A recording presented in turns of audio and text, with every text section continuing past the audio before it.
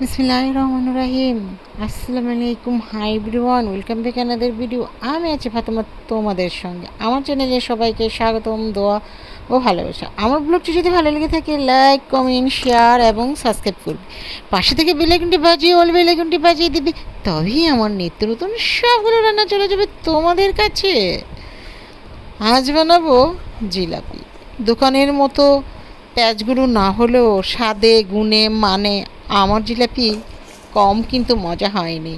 এখানে আমি 1.5 কাপ ময়দা নিয়ে নিয়েছি, 1 টিস্পুন বেকিং পাউডার নিয়েছি। কেউ চাইলে সোডা ইউজ করতে পারো, আর দোকানে সোডা ইউজ করে, ঠিক দোকানে যেভাবে করে গ্রামে আমি ওভাবেই করছি। আমি এখানে পানি দিয়ে এখন ঠান্ডা পানি ভালো করে এটি ময়ান করে নেব, হাত দিয়ে জোরে জোরে ফেটে নিতে হবে। আর আমি এখানে কোনো কিছুই দেব না, না দেব দই, না দেব ভিনেগার, না দেব লেবুর রস। একদম অথেন্টিক উপায়ে আমি আজ জিলাপি তৈরি করব। এই জিলাপিটি আমি সেহরি খাওয়ার পরে জিলাপির ডোটি তৈরি করে রেখে দিয়েছি। তারপর আমি ইফতারির আগে বানিয়েছি, অতএব রান্না করে রেখে দিয়েছি। এটা খুব ভালোভাবে জিলাপি তৈরির মতো হয়েছে।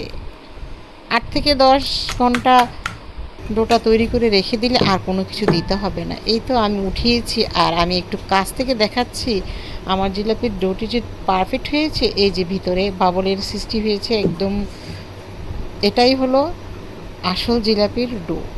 এবং এভাবে উপর থেকে ছেড়ে দিলে যে পড়ছে বুঝবে, তাহলেই বোঝা যাবে যে জিলাপিটি হয়েছে। আমি আরেকবারও ফেটে নিলাম ভালো করে জিলাপি তৈরি করার আগে। তোমরা দেখতে থাকো বন্ধুরা, অনেক সুন্দর হয়েছে, অনেক মজা হয়েছে জিলাপি। আমি ভালোবাসি খেতে, ভালোবাসি মানুষকে খাওয়াতে, আর ভালোবাসি মানুষকে গিফট করতে, আর অসহায়দের পাশে দাঁড়াতে। যতটুকু পেরেছি, যাই পেরেছি দিয়েছি, সামর্থ্য অনুযায়ী দিয়েছি, খাইয়েছি। অনেকেই বলে আমি শুধু খাই আর রেসিপি দেই না। ওই রেসিপিগুলোই এই রোজার মাসে আমি মানুষকে খাইয়েছি।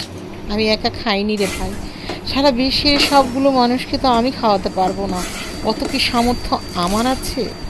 নেই। আমি যতটুকু পেরেছি ততটুকুই খাইয়েছি। আর আমার যেহেতু ছোট্ট একটি চ্যানেল আছে, সেই স্বার্থে আমি একটু ফেসবুকে দিই, এতটুকুই, অন্য কোনো কিছুই না। এই তো ডোটি আমি একটি সসের বদলে ভরে নিলাম, আর চিনির শিরাও করে নিলাম। জাস্ট 2-3টা বলক আসলে চিনির শিরাটি আমি উঠিয়ে ফেলবো, নইলে আঠালো হয়ে গেলে ভিতরে যাবে না। আর তেল অবশ্যই গরম হতে হবে। আমি ফ্রাই প্যানে আগে থেকেই তেল গরমে দিয়ে দিয়েছিলাম। দেখো কত সুন্দর কালার হয়েছে। আমি কিন্তু এখানে কোনো কালার দেইনি। খুব কষ্ট করতেছি, মাথা গরম হয়ে গেছে। এবং পেঁয়াজগুলো কিভাবে করতে হবে শুধু চোখ দিয়ে একটু ভালো করে দেখলে না হয় তাইলে আর পারবে কিছু সবাই। করার তাই নাই। তোমাদের জন্য আবারও আরেকটি জিলাপি আমি পেঁয়াজ দিয়ে দিলাম। আর দেখে যাও না। এই তো সুন্দর কিন্তু ফুলে উঠেছে। আর যদি কেউ স্ট্যান্ড জিলাপি খেতে চাও, এখনই ডো তৈরি করবে, এখনই খাবে, তার সাথে হয়তো টক দই, নইলে লেবুর রস, নইলে ভিনেগার, দুটো একটি দিয়ে ভালোভাবে ফেটে নিলে হয়ে যাবে। কিন্তু আমি আর সেটা করিনি, আমি অথেন্টিক উপায়ে করেছি। এই তো জিলাপিগুলো তৈরি করে আমি চিনির শিরায় দিয়ে দিয়েছিলাম, আর চিনির শিরাটা কেমন সেটা আমি দেখিয়েছি। আমি এখন জিলাপিগুলো উঠিয়ে নিচ্ছি। আমার পাশে যারা আছো, আমি তাদের পাশে সব সময়ের জন্য আছি, আর তাদের জন্য সব সময় দোয়া ও ভালোবাসা রইল।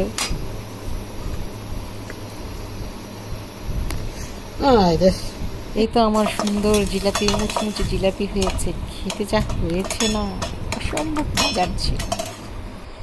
আবারও আমি আরেকটি দেখিয়ে দিলাম যে চিনির শিরাতে কীভাবে দেয়, দিয়ে উপর থেকে উঠিয়ে দিলে রসটা জিলাপির মধ্যে ভালোভাবে ঢুকে। এখন দেখাবো লোটে শুটকি ভুনা। কেমন আছো বন্ধুরা? আশা করি খুব খুব ভালো আছো, আল্লাহর অশেষ রহমতে। আলহামদুলিল্লাহ আমিও ভালো আছি। আজকে থেকে কিন্তু শবে কদরের নামাজ শুরু হবে, বেজরের রাত। আজকে 20 রোজা শেষ, 21 রাত পড়বে, আজ থেকেই পড়বো।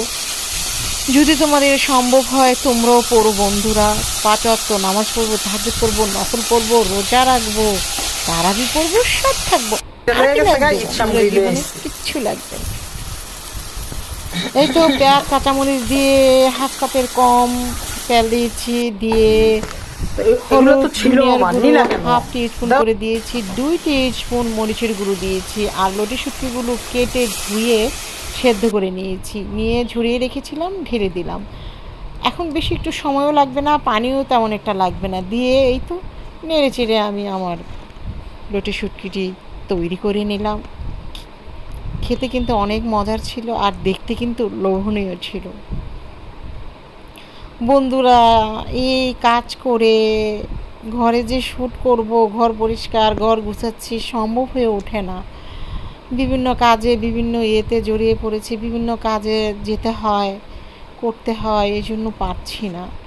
যতটুকু সম্ভব টুকটাক রান্নাবান্না এটাই উঠিয়ে দিচ্ছি তোমাদের জন্য, কারণ তোমরা সবাই আমাকে মিস করো, তাই আমিও তোমাদেরকে মিস করি, আর তাই তো তোমাদের চ্যানেলে চলে আসি সব সময়। আমি এখন বানাবো চাপা শুটকির ভর্তা।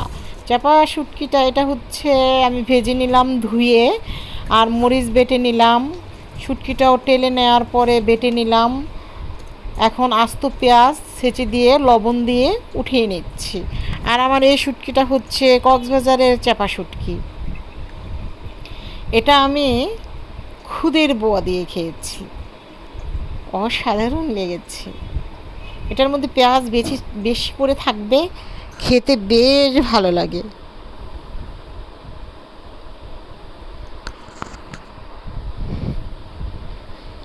হ্যাঁ বন্ধুরা, ঈদ তো চলে আসতো, রহমতের 10 দিন শেষ হয়ে গেল,